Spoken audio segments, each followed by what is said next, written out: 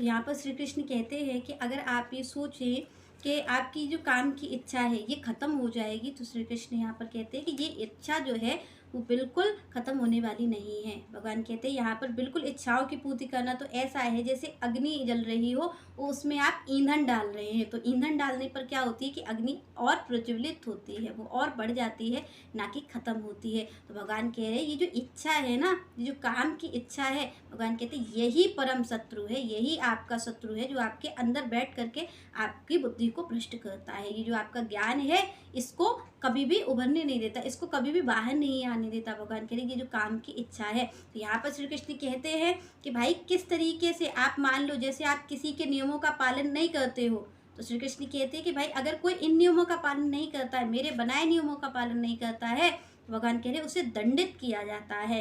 और उसे दंडित करने पर कौन सा परम सुख है, तो भगवान यहाँ पर कहते हैं काम सुख, जो काम सुख है वो परम सुख है। तो भगवान कह रहे कि अगर उसको जो मेरी चीज़ों का उल्लंघन करता है उसे काम सुख में डाला जाता है, उसे ये माया काम सुख में डालती, जिससे वो कभी भी उबर नहीं पाता है। आप देखेंगे जो कामी लोग हैं वो कभी भी उबर नहीं सकते इससे। आप देखें वो मर जाएंगे, बूढ़े हो जाएंगे, पर उनकी जो काम की इच्छा है वो कभी भी समाप्त नहीं होती है। तो श्री कृष्ण कहते हैं कि भाई अगर उत्तम दंड अगर देना होता है तो माया क्या देती है, काम सुख में जीव को फंसाती है। तो जब काम सुख की इच्छा होती है तो जीव आखिरी तक उबर नहीं पाता है, वो उसी में ही मर जाता है। तो भगवान कह रहे जो सबसे बड़ा दंड है वो यही दंड दिया जाता है जीव को अगर वो मेरी चीज़ों का उल्लंघन करता है। तो श्री कृष्ण कहते हैं कि भाई अगर मान लो आपकी किसी चीज़ में भी सुख बुद्धि है, आप सुख ले रहे हो उसमें, तो भगवान कह रहे वो आपको अभी तो कुछ क्षण का तो सुख लग रहा है, पर भगवान कह रहे वो बहुत बड़ा शत्रु है, वो आपको बहुत बड़ा दुख दे करके जाएगा।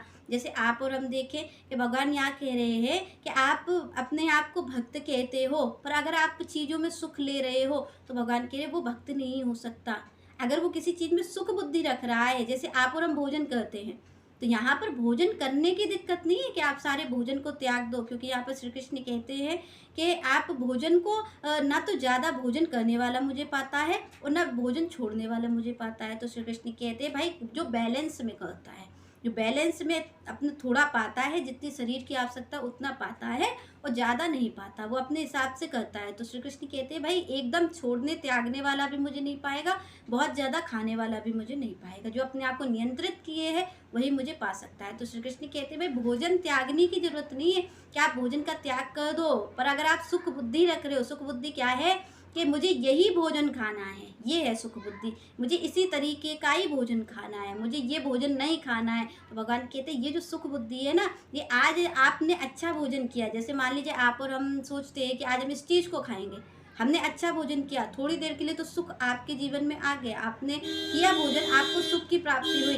पर वही आपके लिए आगे दिक्कत बनेगा। कब दिक्कत बनेगा कि आपको धीरे धीरे आदत पड़ गई कि भाई हम तो यही चीज़ खाते हैं, हम तो यही खाएंगे, हमें तो इसी चीज़ की आदत है। कई लोगों को आप देखेंगे तो वो तो कहते हैं कि हमें भाई इस चीज़ की तो आदत है, इसके बगैर हम नहीं रह सकते। तो श्री कृष्ण कहते हैं ये जो सुख बुद्धि है ना, इसकी आदत आपको पड़ी है। जब आपका जो शरीर है वो आपका शरीर जब किसी काम का नहीं रहेगा, ये सुख आपको तब बहुत बड़ा दुख देगा। श्री कृष्ण कहते हैं भाई जिस चीज़ की आपने आज आदत डाल रखी है ना, आप बड़े शान से कहते हो भाई इसके बगैर तो हम नहीं रह सकते। तो श्री कृष्ण कहते हैं भाई अगर ये जो सुख की आदतें हैं ना, वो आपको जब आप बूढ़े हो जाओगे, जब आपका कोई सहारा नहीं रहेगा, ये आदत आपके लिए तब बहुत बड़ी दुखदायी होगी, तब आपका ये महान शत्रु बनेगी। तो भगवान कह रहे ये जो सुख बुद्धि है, चाहे वो किसी भी चीज़ में हो, चाहे भोजन में हो, चाहे किसी स्त्री में हो, पुरुष में हो, और चाहे वो किसी आपके किसी भी शौक में हो, किसी भी चीज़ में हो, तो भगवान कह रहे हैं आपको बिल्कुल सदुपयोग करना है, पर उस पर आश्रित नहीं होना है।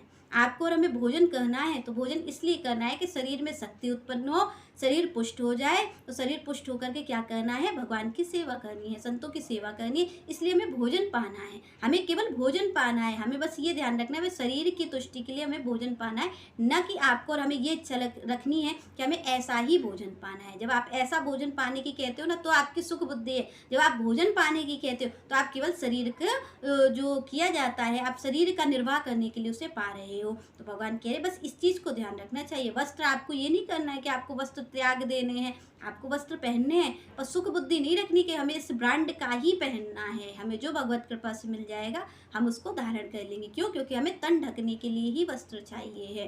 तो यहाँ पर श्री कृष्ण कह रहे हैं कि सारी चीज़ें तो आपको मिलेंगी, पर ये जो सुख बुद्धि है इसका त्याग कर दीजिए, तब आपका जीवन निर्वाह हो सकता है। नहीं तो ये जो आपकी कुछ क्षण की सुख बुद्धि है, आप देखते हैं ना, थोड़ी देर आप और हम खाना खाते हैं, कोई स्वादिष्ट भोजन खाते हैं तो हमें बहुत थोड़ी देर तो आनंद आता है, पर उसके बाद वो सारा मल में हो जाता है और फिर आपको और हमें क्या होता है, फिर दोबारा से हमें भूख लगाती है, फिर हमें कुछ अच्छा खाना है, कुछ देर हम अच्छे कपड़े पहन लेते हैं तो भी हमें सुख होता है। तो भगवान कह रहे हैं ऐसा नहीं है कि ये सुख आपको सुख नहीं देगा, वो कुछ क्षण का ही सुख है, फिर सुख के पीछे महान दुख बैठा हुआ है। तो श्री कृष्ण कहते हैं भाई ये जो सुख की इच्छा है इसका त्याग कर दो, तब आप अपने जीवन निर्वाह को करो।